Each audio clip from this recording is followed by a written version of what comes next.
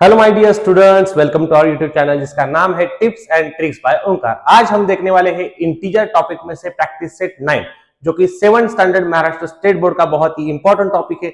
इसमें हमने पहले देखा है प्रैक्टिस सेट 8 में कि वहां पर हमें मल्टीप्लिकेशन करना था, यहाँ पर हमें क्या करना है, डिवीजन करना है। अभी डिवीजन तो आप सबको पता होगा, आपने 7th स्टैंडर्ड से पहले सभी ने डिवीजन तो किया ही होगा, पर वो डिवीजन कैसा था? वो डिवीजन था ऐसा। देखो यहाँ पर क्या करते थे हम, यहाँ पर देखो इस क्वेश्चन को सॉल्व करते हैं।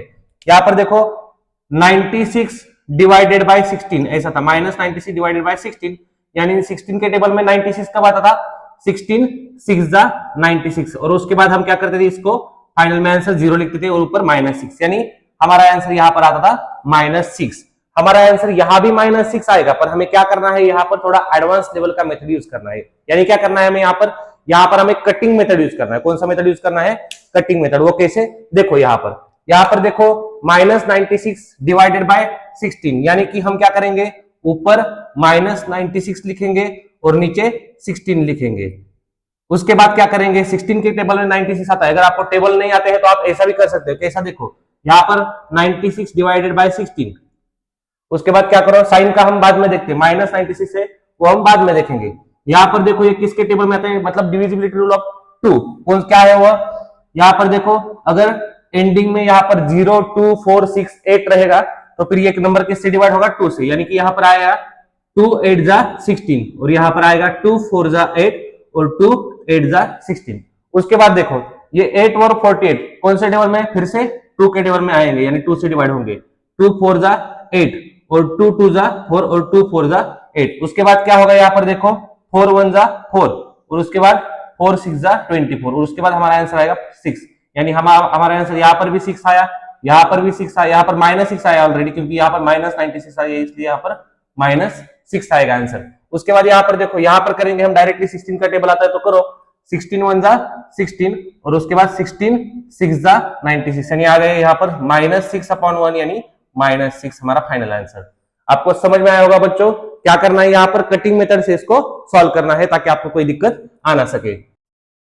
यहाँ पर देखो ये सेकंड वाला क्वेश्चन, उसमें क्या करना है, देखो यहाँ पर ऊपर 19 लिखना है, नीचे -28। उसके बाद क्या करेंगे हम, देखो ये कौन से टेबल में आते हैं, देखो यहाँ पर ये आते हैं 7 के टेबल में, यानी कि 7 4 जा 28 और ऊपर 7 1 जा 7 और उसके बाद 7 4 जा 28। उसके बाद क्या करेंगे हम, यहाँ पर देखो 2 2 जा 4 और 2 7 जा 14 और हमारा फाइनल आंसर यहाँ पर आ जाएगा 7/2। बहुत ही सिंपल है। क्या करना है हमें, यहाँ पर देखो क्या करना है, पहले इसको कटिंग मेथड से सॉल्व कर देना है और उसके बाद हमें फाइनल आंसर लिखना है। पर हमारा यहाँ पर आंसर खत्म नहीं होगा, क्योंकि यहाँ पर नीचे -28 है, इसलिए यहाँ पर लिखेंगे 7/-2 और इज इक्वल टू में आ जाएगा -7/2, क्योंकि नीचे हम साइन नहीं लिख सकते डिनोमिनेटर में, इसलिए क्या करना होता है, हमें उस साइन को शिफ्ट करना होता है ऊपर। उसके बाद क्या करेंगे, देखो यहाँ पर -51 डिवाइडेड बाय 68, यानी कि यहाँ पर हम लिखेंगे ऊपर -51 डिवाइडेड बाय 68, तो फिर कितना आएगा हमें पता है, 17 के टेबल में ये दोनों नंबर आते हैं। कौन सा? देखो यहाँ पर 17 3 जा 51 और 17 4 जा 68। उसके बाद इज इक्वल टू क्या आएगा, -3/4 और हो गया हमारा फाइनल आंसर। अभी आप यहाँ पर देखो -3/4 आया, इसलिए हमारा आंसर यहाँ पर खत्म हुआ। पर यहाँ पर अगर नंबर ऐसे आते कि वो बाद में भी डिवाइड हो सकते हैं तो फिर हमें क्या करना है, उसको शॉर्ट फॉर्म में लिखना है। यानी कि यहाँ पर देखो अगर 10/4 आ जाता है यहाँ पर, तो फिर क्या हो जाता, वो दोनों भी बाद में किसके टेबल में आते हैं? 2 के टेबल में, इसलिए कट करके हम उसका आंसर आगे भी लिख सकते हैं। पर यहाँ पर हमारा ये शॉर्टेस्ट यानी सिंपलेस्ट फॉर्म में हमारा आंसर आ गया, इसलिए हम आगे इसको सॉल्व नहीं कर सकते। उसके बाद देखो क्या करना है हमें, क्वेश्चन नंबर 4 उसी में से क्या करना है, is equal to 38 divided by -57। उसके बाद ये किसके टेबल में आते हैं? 19 के, 19 2 जा एंड 19 3 जा। उसके बाद क्या आएगा हमारा आंसर, यहाँ पर देखो नीचे हम माइनस लिख नहीं सकते, इसलिए ऊपर -2/3। उसके बाद करो यहाँ पर -85/20। यहाँ पर देखो एंडिंग में 5 है, यहाँ पर 0 है, यानी ये होगा 5 से डिवाइड, 5 4 जा 20। उसके बाद 5 1 जा 5 और 5 7 जा 35। उसके बाद यहाँ पर लिखो final answer is equal to -17/4।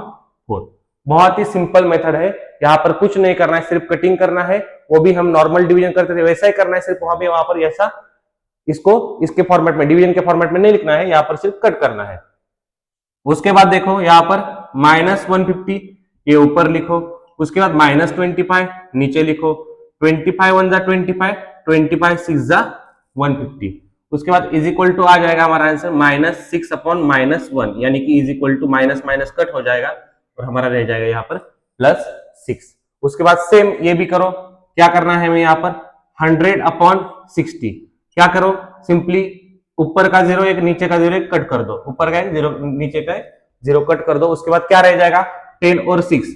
यहाँ पर देखो 10 और 6 रह गया, ये भी बाद में शॉर्ट हो सकते हैं, मतलब सिंपलेस्ट फॉर्म में आ सकते हैं। 2 3 जा 6 एंड 2 5 जा 10, यानी हमारा फाइनल आंसर आ जाएगा 5 अपॉन 3। उसके बाद देखो यहाँ पर है 78 और डिनोमिनेटर में है 65, ये आता है 13 के टेबल में। 13 5 जा 65 और 13 6 जा 78 is equal to final answer आ जाएगा 6 अपॉन 5। उसके बाद यहाँ देखो वाला क्वेश्चन, यहाँ पर देखो -5 ऊपर, नीचे -315, माइनस माइनस कट हो जाएंगे और 5 1 जा 5, 5 6 जा 30 और उसके बाद इसमें से एक रह जाएगा और ये 5, यानी 5 3 जा 15 इज इक्वल टू आ जाएगा 1 अपॉन 63। यहाँ पर हमने क्वेश्चन नंबर फर्स्ट में से 10 के 10 क्वेश्चन सॉल्व कर दिए।